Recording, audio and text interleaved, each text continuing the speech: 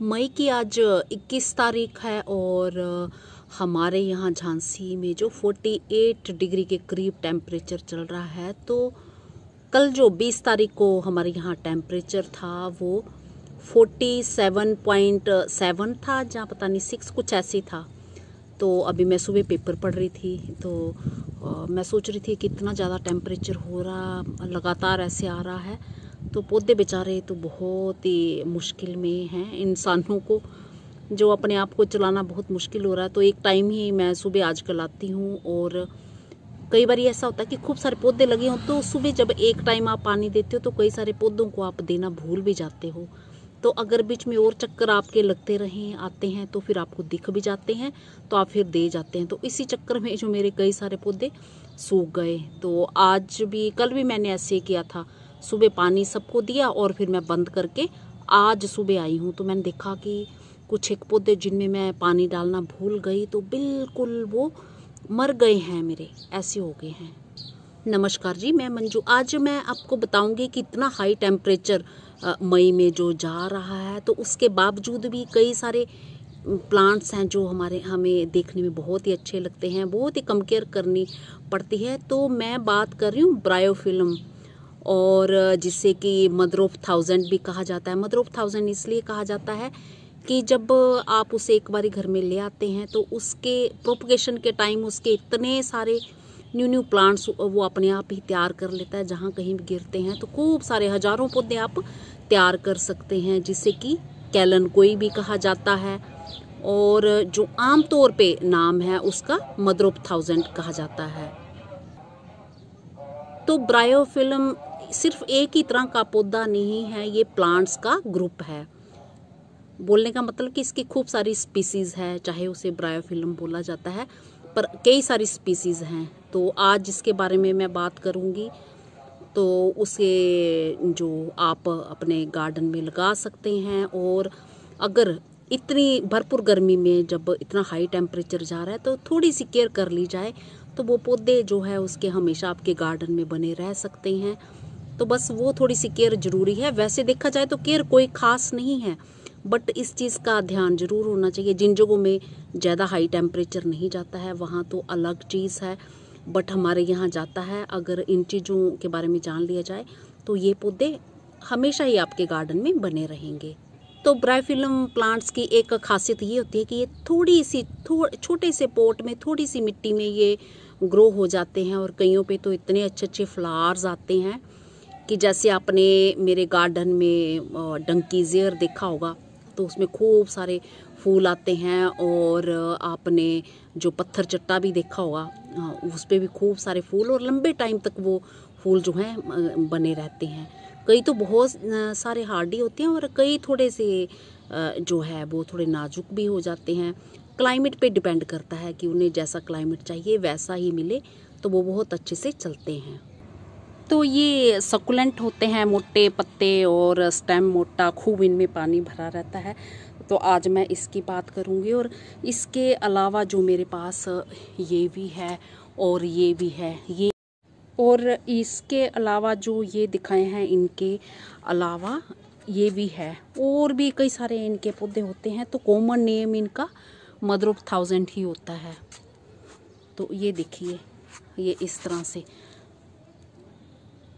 तो इतनी सारी भरपूर गर्मी में मई के हाई टेम्परेचर में भी ये कितने हरे भरे हैं। तो कैसे इनकी केयर अभी करनी है, आमतौर पे इनकी सबकी एक जैसी ही केयर है। अगर मैं मिट्टी की बात करती हूँ, सॉइल कैसी चाहिए, तो आम तौर पे लोग जो है कैक्टस के लिए जो मिट्टी बनाते हैं तो उसमें खाद वगैरह डाल के इसे ग्रो कर देते हैं। बट मैंने जितने भी ये प्लांट्स लगाए हैं जो मेरे गार्डन में, नॉर्मल मिट्टी जो मैं बनाती हूँ, ह्यूमस मिली मिट्टी, उसमें गोबर खाद भी होता है, वर्मी कंपोस्ट और ह्यूमस, मतलब जो सूखे पौधे निकलते हैं एक सीज़न के, गले सड़े उनके पत्ते जड़ें सब कुछ मिला होता है। तो उस मिट्टी में मैंने देखा ये बहुत अच्छे से चलते हैं। और आपकी मर्जी है, वैसे भी लगाना चाहते हैं तो उसमें भी लगा सकते हैं। बस जो हार्ड मिट्टी होती है ढेले वाली, जिसमें कि पानी बैठ जाए या पानी नीचे तक जाए नहीं, डालने तो निकले ही ना, उस मिट्टी में इसमें ग्रो ना करे, तो ये मिट्टी का हो गया।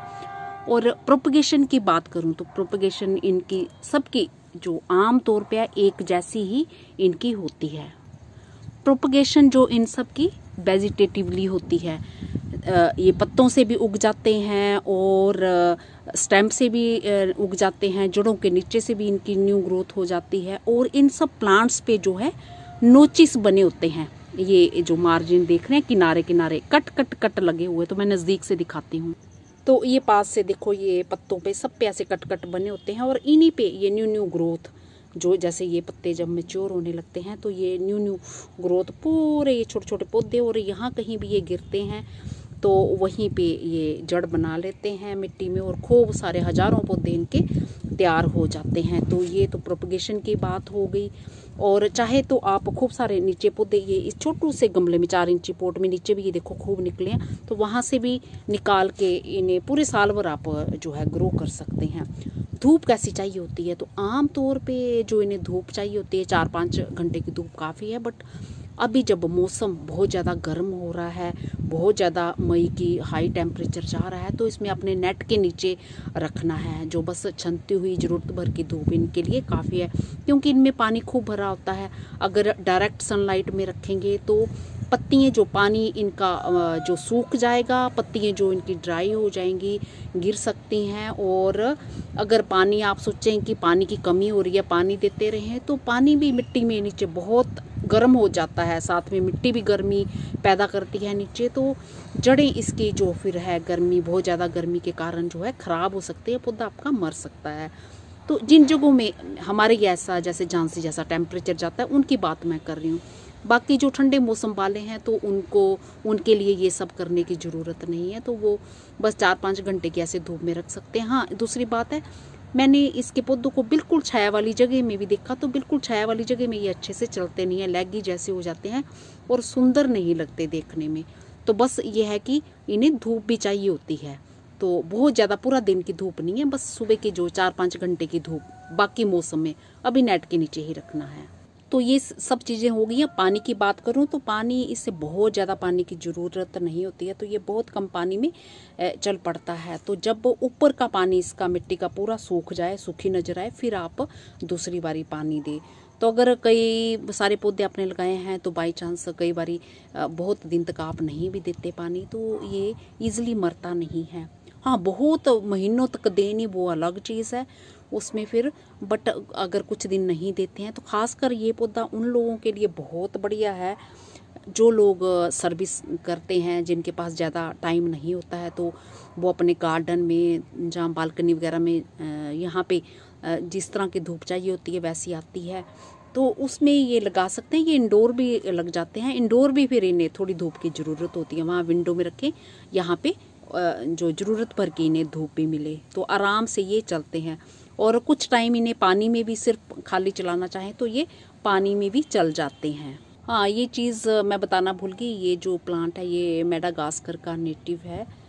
अब ये है सब जगहों में जो ग्रो हो जाता है, जहाँ पे बर्फ़ वगैरह खूब पड़ती है, तो वो फिर उस टाइम इन्हें इंडोर रख सकते हैं और ज़रूरत भर की धूप भी इन्हें दिखाएं, और फिर जब मौसम आपके ठीक होता है तो फिर आप इन्हें बाहर भी रख सकते हैं। तो ये सालों साल पौधे आपके, इस पौधे को मैं जो है अगस्त में 2 अगस्त को हिमाचल से, बस ये जो यहाँ से एक छोटा सा, ये छोटे छोटे जो है ये न्यू ग्रोथ हो रही है, तो ये लाई थी, ये मैंने ग्रो किया था, तो अभी तक ये इतना बड़ा पौधा बन गया है, मैच्योर हो गई हैं पत्तियाँ, और अब इन पे ये खूब सारे ये न्यू ग्रोथ गिर भी जा रहे हैं, ढेर सारी जगहों में ये तैयार हो गए हैं। तो 4 इंची पोट में ये पौधा लगा है, तो इस तरह से आप बना सकते हैं। तो पूरा साल भर जो ये जो न्यू ग्रोथ होती है ना, ये मैच्योर होने पे ही होती है, तो जब इसे लगाएंगे तो उसके बाद अब हाँ, इसके बड़े पत्तों को कट करके टुकड़े करके छोटे छोटे कहीं गमले में डाल दो, तो उसमें भी न्यू ग्रोथ हो जाती है, और पानी थोड़ा सोच समझ के देना है,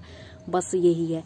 तो ये बस ये आप ऐसे तोड़ के, ये ऐसे तोड़ के कहीं भी ऐसे गमले में डाल सकते हैं। तो ये देखिए, इसमें मैंने कई डाले हैं, तो ऐसे ही उगाए हैं, और इधर उधर शिफ्ट करने के चक्कर में ये दूसरे वाले के जैसे गिराए हैं, और ये इसी के हैं, तो ये ऐसे गमलों में ऐसे डाल दो, कुछ करने की ज़रूरत नहीं है। तो वहीं पे न्यू प्लांट्स जो हैं इनके तैयार हो जाते हैं। तो यही सब बस केयर है, और ढेरों हजारों प्लांट्स आप अपने गार्डन में इसके तैयार कर सकते हैं। देखिए कितना खूबसूरत पौधा है। तो किसी ने बोला था इसका नाम बताएं और इसके बारे में केयर मैंने सारी बता दी है, तो कोई भी